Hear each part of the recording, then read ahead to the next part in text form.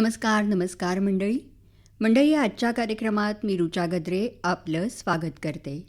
आज शनिवार, भारतीय सौर दिनांक 12 वैशाख शके 1948 अर्थात 2 मे 2026. मंडळी, आपल्याकडे मासेमारीच्या बरोबरीने शोभिवंत मत्स्यपालनाला सुद्धा सध्या मोठा वाव आहे. हा व्यवसाय कमी जागेत, कमी भांडवलात, घराच्या आवारात सुरू करता येतो. फायदेशीर असा हा स्वयंरोजगार आहे. यामध्ये रंगीत माशांचं संगोपन आणि विक्री केली जाते. तर आज आपण शोभिवंत मत्स्यपालन प्रकल्प अहवाल आणि अर्थशास्त्र म्हणजेच हा व्यवसाय कसा चालतो आणि या व्यवसायाचं नेमकं आर्थिक गणित काय आहे हे समजून घेणार आहोत. डॉक्टर केतन चौधरी यांच्याकडून. त्यांच्याशी बातचीत केली आहे गायत्री भरणकर यांनी.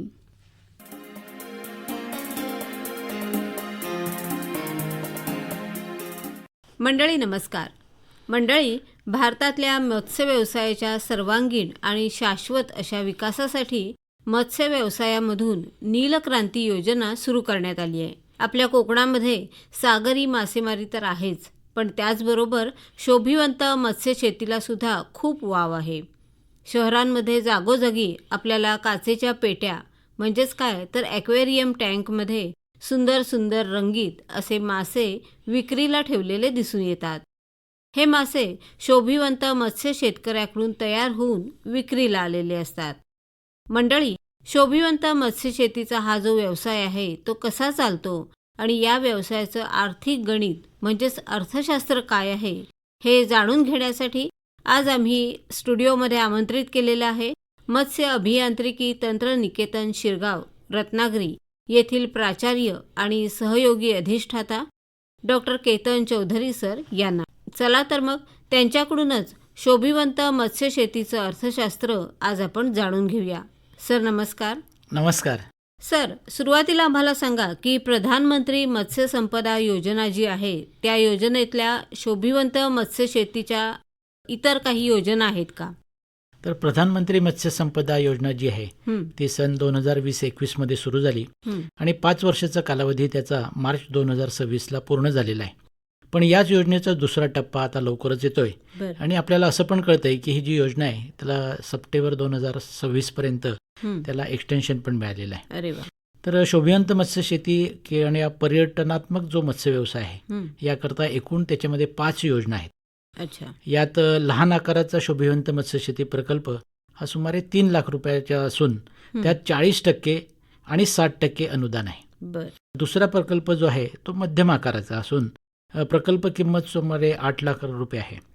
आणि तिसरा जो एकात्मिक शोभिवंत मत्स्य प्रजाती संगोपन प्रकल्प रुपये 25 लाख रुपयाचा आहे. बर.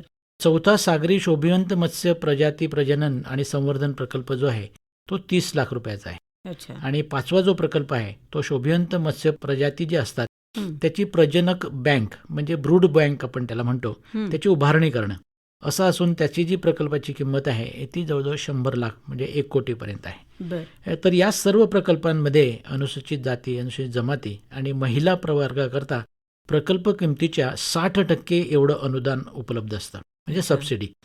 तसेच सर्वसाधारण गटातील जे लाभार्थी आहेत त्याला 40% अनुदान मिळतं.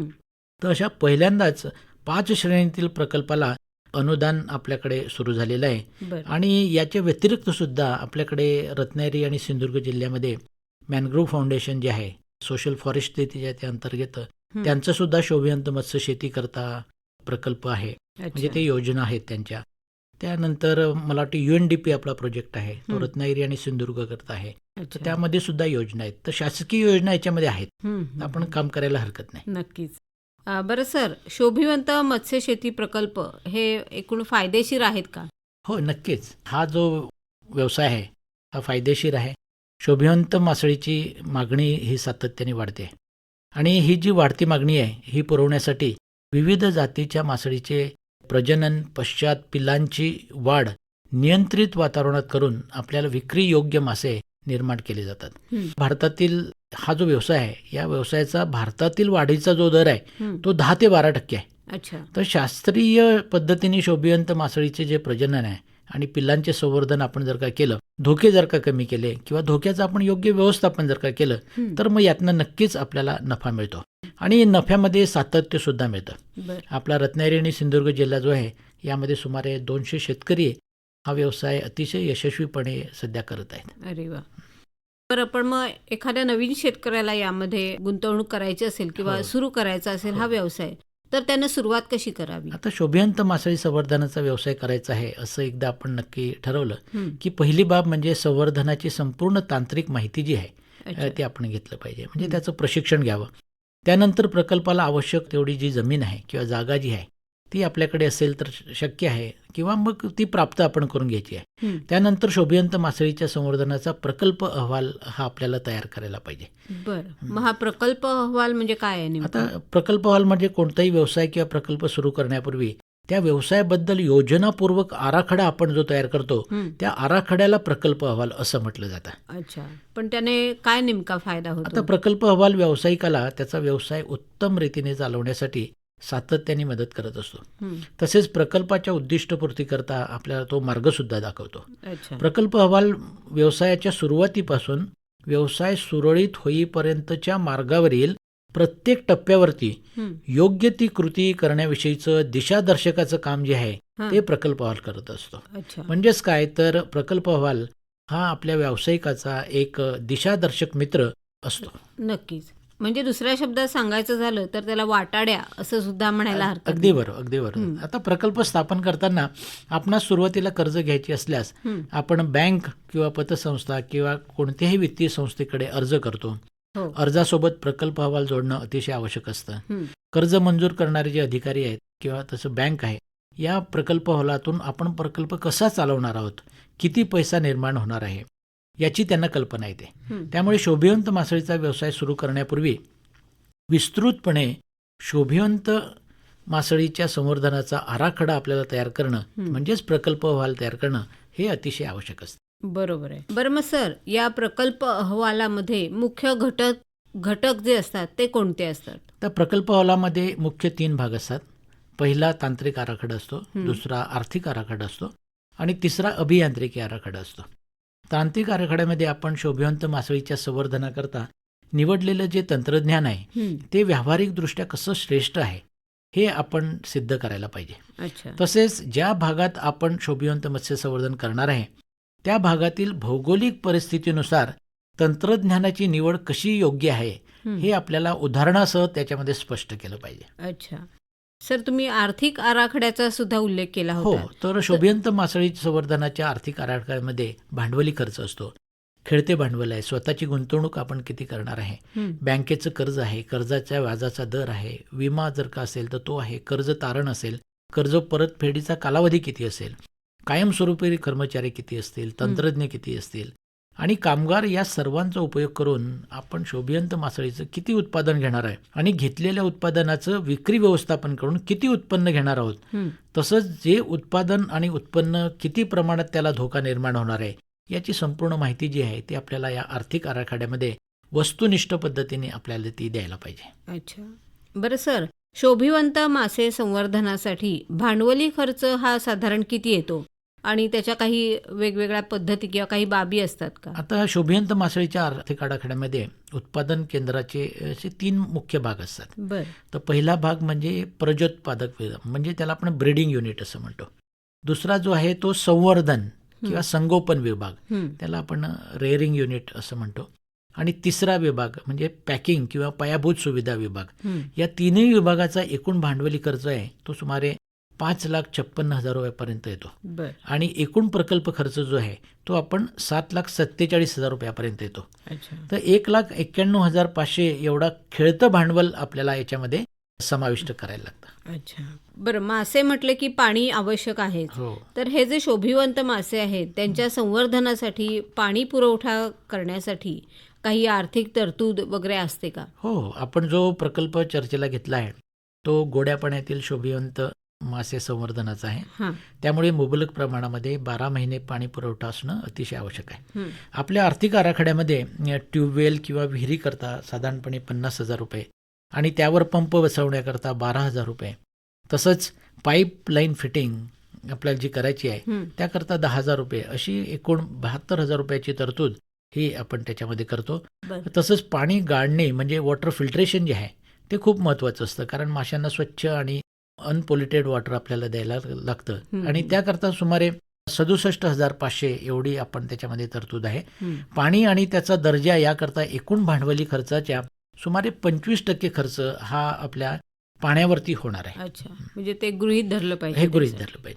बरं सर, तुम्ही शोभिवंत माशांच्या प्रजननाचा सुद्धा विभाग आहे हो. हे तुम्ही उल्लेख केला. हो. तर त्यामध्ये काही भांडवली बाबी आहेत का आणि त्यावर किती खर्च अपेक्षित असतो? आता शोभिवंत मासळी संवर्धन प्रकल्पाचा मुख्य भाग जो आहे तो प्रजनन विभाग, बरोबर. या ब्रीडिंग युनिट आपण त्याला म्हणतो. यात 250 लिटर क्षमतेच्या साधारणपणे 30 काचेच्या टाक्या आपल्याला आहेत.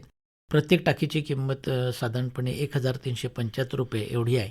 त्यावर एकूण आपण 41,250 रुपये खर्च आपला होणार आहे. अच्छा. काचेच्या टाक्यांच्या व्यतिरिक्त एक साधारणपणे 1,000 लिटर पाणी क्षमतेच्या 5 आपल्याकडे सिमेंटच्या टाक्या त्यामध्ये आहेत. त्यावर सुमारे 17,500 रुपये एवढा खर्च अपेक्षित आहे. या काचेच्या टाक्या आणि सिमेंटच्या टाक्या यांच्याकरता साधारणपणे 100 वर्ग मीटर क्षेत्राचं शेडनेट आपल्याला उभारणं आवश्यक असतं आणि 15 वर्ग मीटर क्षेत्रामध्ये एक पत्र्याची शेड जर का असेल तर ते आवश्यक असते. त्यावर सुमारे 1,50,000 रुपये एवढा आपला खर्च होतो. म्हणजे एकूण प्रजोत्पादन विभागातील एकूण भांडवलीचा जो खर्च आहे त्याच्या सुमारे 37% खर्च म्हणजे सुमारे 2,08,000 रुपये खर्च हा आपल्याला प्रजनन विभाग जो आहे, ब्रीडिंग विभाग जो आहे याच्यावरती करणं आपल्याला अपेक्षित आहे. अच्छा सर, आतापर्यंत आपण सांगितलं की एकूण प्रकल्पाची किंमत ही 7,47,500 रुपये आहे. त्यापैकी 5,56,000 भांडवली खर्च आणि 1,91,500 रुपये हे खेळतं भांडवल. बरोबर. प्रकल्पाचे 3 भाग पडतात. पहिला प्रजोत्पादन, दुसरा संगोपन आणि तिसरा पॅकिंग विभाग. अगदी बरोबर. अगदी बरोबर ना? अगदी बरोबर. आता तिसरा विभाग जो आहे तो आपला पॅकिंग किंवा इतर पायाभूत सुविधा जी आहेत त्याच्यावरती आहे. अच्छा. तर त्याच्यावरती आपण 2,67,250 रुपये एवढा खर्च करणार आहोत. त्यात आधी सांगितल्याप्रमाणे ट्यूबवेल आहे, पंप आहे, पाईप फिटिंग आहे, वॉटर फिल्टर्स आहे, याचा त्याच्यामध्ये समावेश होतो. या व्यतिरिक्त उत्पादित झालेले आपले विक्रीयोग्य मासे जे आहेत ते साठवणूक करण्याकरता 2,000 लिटर पाणी क्षमतेच्या आपल्याला 3 सिमेंटच्या टाक्या आहेत आणि 250 लिटर क्षमतेच्या साधारणपणे 30 काचेच्या टाक्या या आपल्याकडे आहेत. पण मग सुरुवातीला तुम्ही म्हणालात की प्रजनन विभागामध्ये सुद्धा काचेच्या टाक्या लागतात, शिवाय सिमेंटच्याही टाक्या आहेत. बरोबर. तर मग तरी सुद्धा या अतिरिक्त टाक्यांची गरज आहे. होय. आता काय होतं की पॅकिंग विभागामध्ये विक्री करता तयार असलेले मासे आपण साठवतो. तर वर्षभरात एकूण आपण 9 पिकं आपण घेणार आहोत. त्यामुळे विक्री योग्य तयार शोभिवंत मासे ठेवण्याकरता आपल्याला 30 ॲक्वेरियम टाक्यांची आवश्यकता आहे. अच्छा. या व्यतिरिक्त हँड नेट्स आहे, जनरेटर आहे, इलेक्ट्रिक फिटिंग सामान आहे, प्रयोगशाळेतील उपकरणं आहेत, वस्तू आहेत, या त्याच्यामध्ये इन्क्लूड केलेले आहेत. ग्राहकांना मासे विक्री करताना पॅकिंग करण्याकरता ऑक्सिजन सिलेंडर सुद्धा आपल्याला घ्यायला लागतात. अच्छा. आणि ते सुद्धा यामध्ये आपण त्याची प्रोव्हिजन केलेली आहे. अच्छा, म्हणजे याचा अर्थ की ग्राहक जर लांब अंतरावर राहत असेल तर त्याच्या घरापर्यंत हे मासे सुरक्षितपणे अगदी बरोबर पोहोचणं आवश्यक आहे. Yes. बरोबर. बरं सर, भांडवली खर्चाच्या बाबी आपण सांगितल्या सगळ्या. खेळतं भांडवल त्यासाठी किती खर्च येतो आणि त्यामध्ये कोणत्या वस्तू खरेदी कराव्या लागतात? आता खेळतं भांडवल म्हणजे व्यवसायात दैनंदिन व्यवहाराकरता लागणारे पैसे, या अशा वस्तू असतात की ज्या एका वर्षात वापरून होतात. शोभिवंत मासळीचे नर आणि मादी आहेत, त्यांचे पिलांचे जिवंत किंवा कृत्रिम खाद्य आहे, इलेक्ट्रिसिटी बिल आहे, पॅकिंग आहे, व्यवसाय आणि व्यवसायाचा व्यवस्थापनाचा खर्च जो आहे त्याकरता हे आपल्याला खेळतं भांडवल म्हणजे आपण त्याला इंग्रजीमध्ये वर्किंग कॅपिटल असं म्हणतो, ते आपल्याला लागत असतं, आवश्यक असतं. बरोबर आहे. बरं सर, कोणत्या जातींचे नर मादी आपल्याला घ्यावे लागतात ते सांगा आणि त्यांची संख्या साधारण किती असावी? आता आपल्या शोभिवंत मासळी प्रकल्पाची किंमत 7,47,000 रुपये एवढी आहे. त्यामुळे साधारणतः खर्च वजा जाता आपणास 2 ते 2.25 लाख निव्वळ नफा होणं आवश्यक आहे. एवढा नफा होण्याकरता एका वर्षात आपल्याला 9 ब्रीडिंग सायकल म्हणजे प्रजोत्पादने होऊन 1.5 ते 2.25 लाख पिल्लं आपल्याला मिळवणं अतिशय आवश्यक असतं. अच्छा. आणि त्याकरता आपणास सुमारे 3,640 मादी मासे आणि 910 नर मासे आपल्याला लागणार आहेत. आता मासेच्या प्रजाती जर का म्हटल्या तर आपण गप्पी आहे, मोली आहे, प्लॅटी आहे, सोटटेल, हे जी मासे आहेत ही पिलांना जन्म देणारी मासे आहेत. तर ही मासे आपण घेऊ शकतो. किंवा गुरामी सारखी मासे आहेत, बार्ब हे जे आहेत हे अंडी देणारी मासे आहेत. अच्छा. तर ही सुद्धा आपण विकत घेऊ शकतो. आणि त्याकरता सुमारे आपल्याला 25,000 रुपये आपल्याला खर्च येणार आहे. जिवंत खाद्य आणि कृत्रिम खाद्य याकरता वर्षभरामध्ये आपल्याला 36,000 रुपये आपल्याला लागतील. आणि सर्वात जास्त खर्च हा व्यवस्थापनाचा आहे. प्रकल्पाच्या व्यवस्थापनावरील साधारणपणे खर्च 90,000 रुपये एवढा आपल्याला येतो. एकूण खेळतं भांडवलाचा तो जवळजवळ 47% एवढा असतो. अच्छा. बरं सर, हा एवढा सगळा खटाटोप करायचा तर त्या माशांची विक्री झाली पाहिजे. म्हणजे उत्पादन आपण करतो पण ती बरोबर. व्यवस्थित विक्री होणं महत्वाचं असतं. हो, हो. आणि विक्री केल्यावर मिळणारं उत्पन्न तेही महत्वाचं असतं. अगदी तर बरोबर. ते साधारण किती होतं? तर उत्पादन आणि उत्पन्नाची जी आकडेवारी आहे ही सगळ्यात महत्त्वाची आहे. ती वस्तुनिष्ठ आपल्याला ठेवायला पाहिजे. आता धोके लक्षात घेऊन उत्पादन आणि उत्पन्न घेतलं गेलं पाहिजे. आपल्या प्रकल्पात सुमारे 1,63,000 शोभिवंत मासळीची पिल्लं उत्पादित होणार आहेत. आणि सुमारे 2 महिनेपर्यंत या पिल्लांची वाढ झाल्यानंतर ते विक्री योग्य आपल्याला होतात. अशा 2 महिने वाढलेल्या मासळीला कमीत कमी ₹2.50 प्रतिनग म्हणजे 5 रुपये जोडी याप्रमाणे सध्या भाव मिळतो किंवा त्यापेक्षाही जास्त मिळतो. आणि आपणास सुमारे वार्षिकरित्या 4,09,500 रुपयापर्यंत निव्वळ उत्पन्न आपल्याला मिळतं. खर्च वजा जाता आपल्याला 2,18,000 हा निव्वळ नफा या व्यवसायातून आपल्याला होऊ शकतो. अच्छा. म्हणजे हे बरं वाटलं ऐकून की 1 ते 1.5 गुंठा एवढीच जर जागा घेतली हो. तर त्यातून वर्षाला 2 लाख रुपयापर्यंत निव्वळ नफा होऊ शकतो. हो. म्हणजे एक सरासरी काढली तर महिन्याला 18,000-1,000 होऊ शकतात. बरोबर. आता अर्थशास्त्रामध्ये काय होतं की केवळ नफा किती मोठा आहे हे पाहिले जात नाही. महत्वाची बाब ही आहे की भांडवली खर्च कधी वसूल होतो. तर आपण जवळजवळ 7-7.5 लाख रुपये भांडवली खर्च केलेला आहे. तर आपण ज्या प्रकल्पाचा आराखडा केलेला आहे त्यात भांडवली खर्च 3 वर्षामध्ये वसूल होतो. त्यामुळे व्यवसाय हा फायदेशीर आहे असं आपण त्याला म्हणू शकतो. नक्कीच म्हणू शकतो. बरं, या सगळ्यासाठी महत्वाचा प्रश्न म्हणजे याकरता बँका किंवा वित्तीय संस्था कर्ज देतात का? हो, वित्तीय संस्था कर्ज देतात. कर्ज देत असताना ते केवळ नफ्याचा विचार करत नाही, प्रकल्प आर्थिकदृष्ट्या योग्य आहे की नाही हे सुद्धा तपासलं जातं. अच्छा. आणि त्याकरता विविध पद्धतींचा वापर केला जातो. प्रकल्पांतर्गत गुंतवणूक परत मिळण्याचा दर म्हणजे त्याला इंग्रजीमध्ये इंटरनल रेट ऑफ रिटर्न असं म्हणतो, तो 30% आणि त्यापेक्षा जास्त जर का असेल आणि धोक्याचं प्रमाण जर का कमी असेल, तसंच उत्पादनामध्ये सातत्य जर का असेल, शाश्वतता जर का असेल, तर वित्तीय संस्था हे पतपुरवठा म्हणजे आपल्याला कर्ज हे नक्कीच देतात. म्हणजेच प्रकल्प प्रवर्तक जे असतात त्यांनी तांत्रिक ज्ञान त्यांच्याकडे असलं पाहिजे. ते जर का त्यांचं तांत्रिक ज्ञान असेल तर शोभिवंत मासे प्रजनन आणि संवर्धन प्रकल्पाला वित्तीय संस्था ह्या नक्कीच कर्ज पुरवठा करतात. म्हणजे एकूण सगळ्या दृष्टीने पूर्ण तयारीनिशी यामध्ये जर उतरलं. आणि नवीन आता आपल्याला माहित आहे की शासनाने किसान क्रेडिट कार्ड काढलेलं आहे. तर शोभिवंत मत्स्य संवर्धकांना सुद्धा किसान क्रेडिट कार्ड जे आहे त्याची योजनेचा ते लाभ घेऊ शकतात. अरे वा. म्हणजे शासनामार्फत खूप मदत मिळते आहे. फक्त शेतकऱ्यांनी यामध्ये उतरून आपलं काय आजमावलं पाहिजे असं म्हणायला हरकत नाही.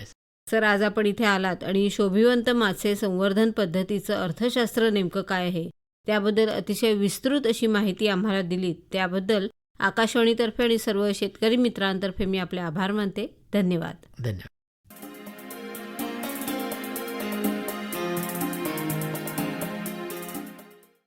शोभिवंत मत्स्यपालन प्रकल्प अहवाल आणि अर्थशास्त्र याविषयी डॉक्टर केतन चौधरी यांची गायत्री भरणकर यांनी घेतलेली मुलाखत आत्ताच आपण ऐकलीत.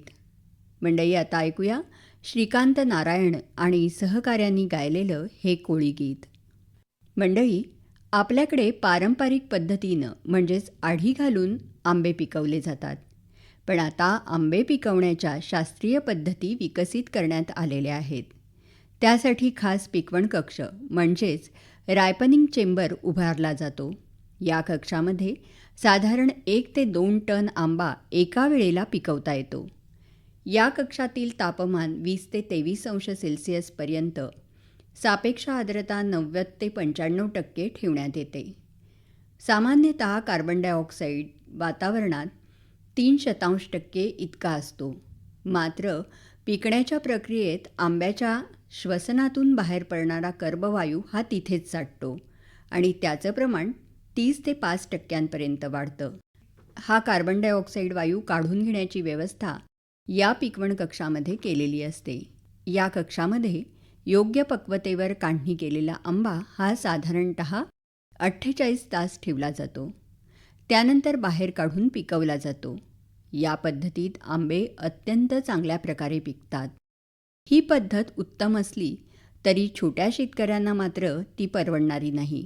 पण आता या छोट्या शेतकऱ्यांसाठी घरगुती आंबा पिकवण कक्ष बंगळूर येथील फलोत्पादन संशोधन संस्थेने विकसित केला आहे. मंडळी, या कक्षात नैसर्गिकरित्या आंबा पिकवला जातो. यामध्ये योग्य पक्वतेची फळं क्रेटमध्ये ठेवतात. त्यानंतर प्लॅस्टिकच्या हवाबंद कक्षामध्ये क्रेट ठेवले जातात. या कक्षाच्या प्रति घनमीटर आकारानुसार एका छोट्या वाटीमध्ये 2 मिलीलिटर इथेनॉल घेऊन या इथेनॉलमध्ये 50 ग्रॅम कॉस्टिक सोडा मिसळावा. या दोन्ही रसायनांच्या क्रियेतून इथिलीन वायू निर्माण होतो. तो हवाबंद पॉलिथिन चेंबरमध्ये सगळीकडे पसरतो. हा वायू व्यवस्थित पसरण्यासाठी बॅटरीवर चालणारा जर फॅन आपण ठेवला तर त्याचा फायदा आपल्याला होतो. या कक्षामध्ये आंबे 18 ते 24 तास ठेवावेत. त्यानंतर ही फळं बाहेर काढावीत. ही फळं क्रेटच्या खाली वर्तमानपत्राचा कागद पसरून त्यावरती क्रेट ठेवावेत आणि नैसर्गिकरित्या आंबे पिकवण्यासाठी ठेवावेत. साधारणतः 5 ते 6 दिवसात फळं चांगल्या प्रकारे पिकतात. अशा प्रकारे 1 घनमीटर पॉलिथिन कक्षामध्ये 200 ते 250 किलो आंबा हा एका वेळी पिकवता येतो. तर 4 घनमीटर कक्षामध्ये 1 टन आंबा एका वेळी पिकवता येतो. मग काय मंडळी, ज्यांच्याकडे छोट्या प्रमाणात हा व्यवसाय केला जातो त्यांच्यासाठी हा आंबा पिकवण कक्ष नक्कीच फायद्याचा आहे ना. तेव्हा या आंबे पिकवण्याच्या शास्त्रीय पद्धतींचा तुम्ही नक्की विचार करा. हे गीत गायलं होतं माधुरी पुरंदरे आणि सहकाऱ्यांनी. मंडळी, आता कार्यक्रमाची वेळ देखील संपत आली. तेव्हा आजच्या कार्यक्रमातून मी ऋचा गद्रे आपला निरोप घेते. नमस्कार.